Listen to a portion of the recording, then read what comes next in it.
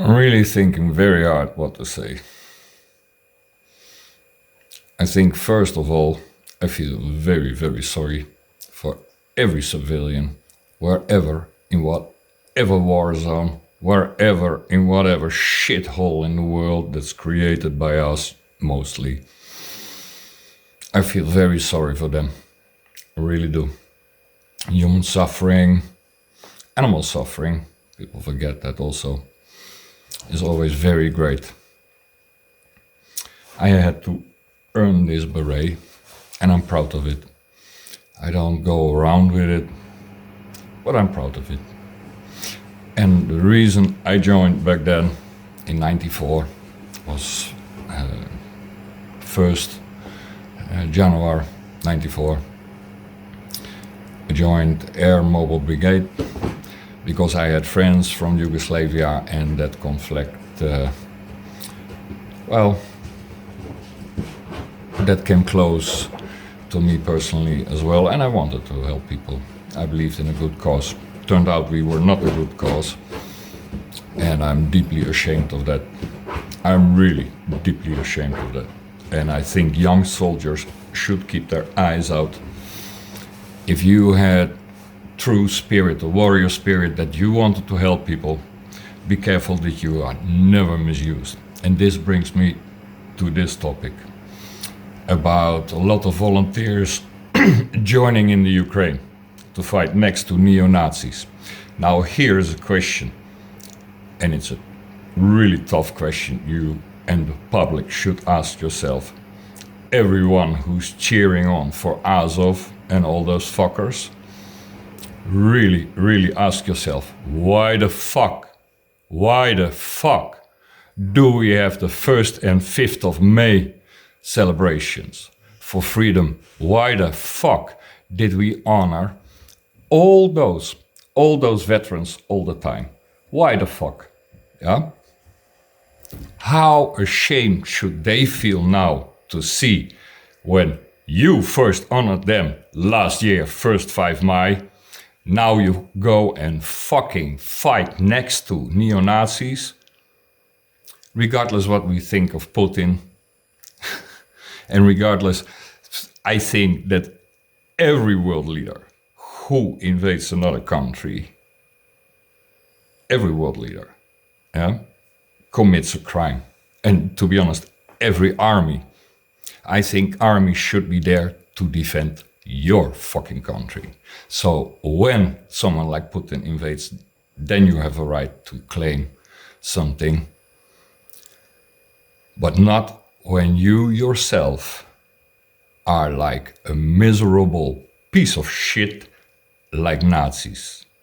And hey, don't you dare lecture me. I was taught by you Dutch people since my childhood to hate Nazis, and in particular because I'm from German descent.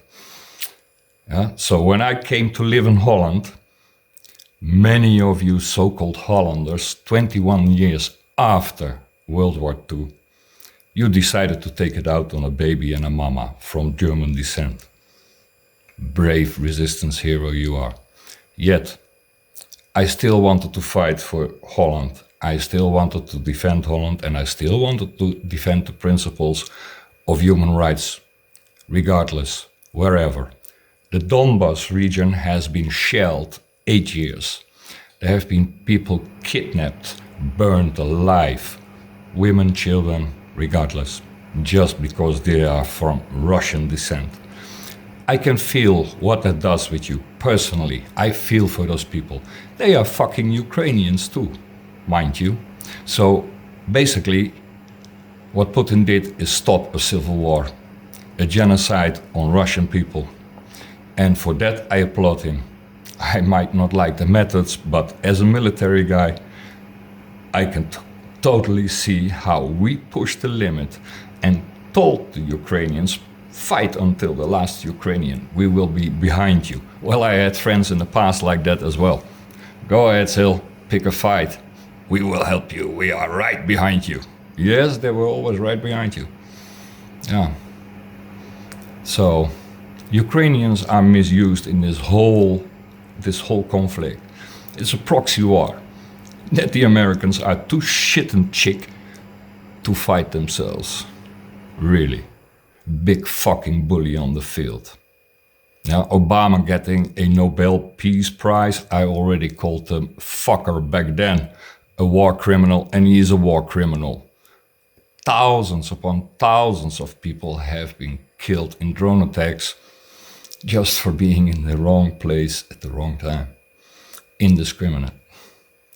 And we have a big mouth about Russia now invading the Ukraine.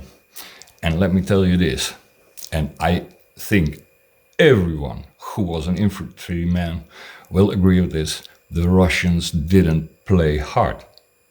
They didn't. Unlike what we did in Iraq and everywhere else, up to this day, by the way. So please, please, please don't play moral high ground when we clearly don't have it. First, claim to your own government to treat humans with respect. That should include not bombing them. But to those young soldiers, if you go there, remember one thing, really one thing. You are not a citizen then under any protection. You are not. You are a mercenary. That means basically they can do with you whatever the fuck they want. And they will do that. But in particular, those Azov guys, they're already doing it with you guys who are joining. They're ripping up your passports. They will demand that you stay for a year. If you try to get away, they will shoot you or worse. So keep that in mind. Second of all, keep in mind that if you go there and you come back, now, for example, in England, they say it's okay, you can go. They allow the Ukrainian embassy to recruit even. So, against their own laws, by the way, from the British. But they allow it, they look like this. But if you come back and they try to switch sides, you will still be fucked at your own home front. So don't go there. It's really a trap. It's really a trap. And now ask yourself, what if you are sympathetic with the people in the Donbas region? And you would decide, just like we did with many, many UN missions, to be the peacekeepers, to be somewhere in the middle. And you already as a volunteer wants to go there to help those Donbas people. I fucking bet you that you will be criminally charged. I also fucking bet you that if you try to crowdfund for humanitarian aid for the people in the Donbas region, which are also Ukrainians, mind you, yes, they are not per se Russians. They are from Russian descent, but they live for generations in that region, in the Ukraine. So, and this was never about dividing that country, this was about autonomy for the people to protect them from this indiscriminate Russophobia there in the Ukraine, which is true, because BBC even has reported on it in 2016. So please don't give me any fucking bullshit that there is no Nazis, that they are not funded by us. They are. And Rutte should be ashamed, like fucking ashamed, crawling somewhere under a rock and never show his face again. For back then, calling that whole Maidan innocent while 44 people were burned alive and clubbed to death, broken bones and all, filmed and posted in Odessa. And Rutte called it an example of peaceful transitions, words of sorts. So I wonder, Mr. Rutte, I wonder if I would start something in Holland like that. I wonder if I would start, let's say, Svoboda Holland. What would you think about that? What if we would start everywhere in Europe? Svoboda, not that I agree with that policy of that particular group. I don't agree with them. But it's very interesting to think about, yes? So you say in the Ukraine it's okay? Let's see if I start something similar. But in this case, not so much about against the so-called Untermenschen. but in this case against, let's say, corrupt leaders, you know, to do the same kind of things that those Ukrainians are doing with Romas, but this time with corrupt politicians. That is my ultimate wet dream, I can tell you that.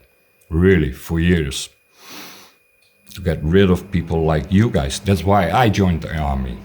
To try and get rid of fucking corrupt guys like you in the Western politics. Good day.